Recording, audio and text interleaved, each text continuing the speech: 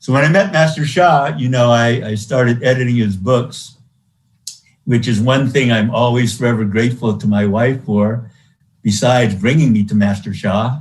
Although I think it might have been arranged by heaven and by Master Sha's soul, but because we were ready, as Master Sha has taught, when the student is ready, the teacher will appear.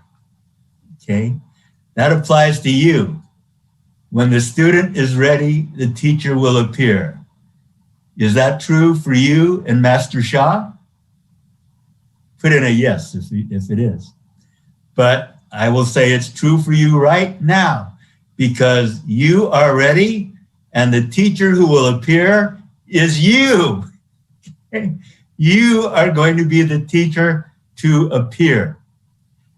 And when I started out with Master Sha, there was a time when I was really the only person supporting him actively. And I would drive him around to his teachings, to his workshops. I'd load my car with the flip charts and the books and the materials and the handouts and everything. And Master Sha was often not too conscious of time, so we were often behind time, we were late, and I would be speeding to get to the venue. And, in those 2 or 3 years that I was doing that, in those early days, I never got a speeding ticket. Okay? I could have gotten a speeding ticket like 100 times. I didn't get a single speeding ticket. Okay? My parking karma transformed right after I met Master Sha. Living in San Francisco, it's a very compact city. It's about 7 miles square.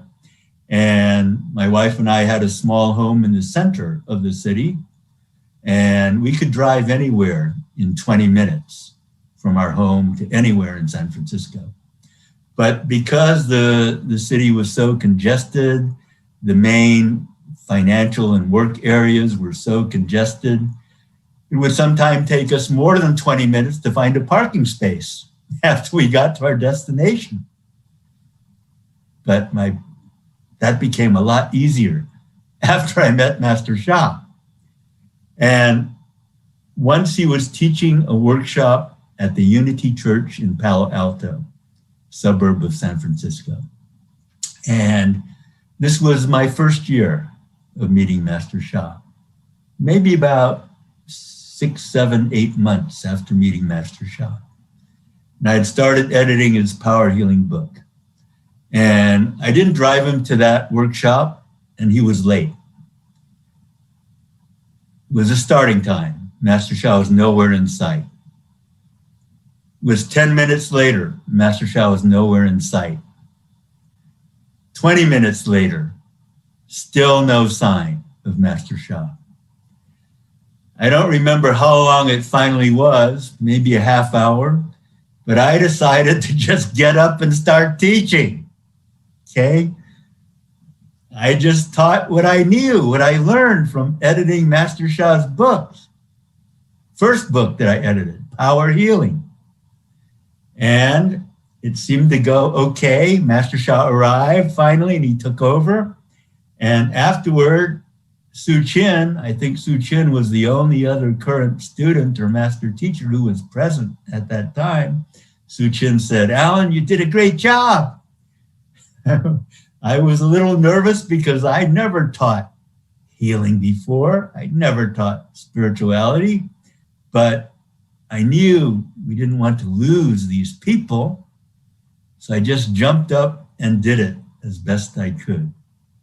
So all of the blockages you may have, we're going to work on clearing those blockages. If you have a lot of resistance to becoming a soul teacher, you're one of the people who needs the most to become a soul teacher, because you're going to clear those blockages to become the kind of teacher that we know you can be. You know you can be. Your soul knows you can be. Master Sha knows you can be. So apply, sign up. If you don't, you may get a call. You may get a call from Francisco. You may get a call from David. You may get a call from me, but my recommendation is do not wait for that call. Do it. Take that step. Say yes. You will not regret it.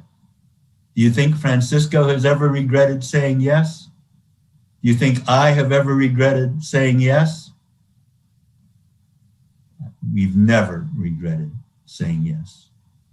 We've only been more and more blessed.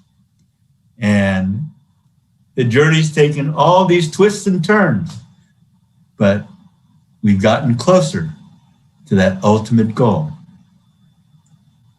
We've gotten closer to that ultimate accomplishment and destination.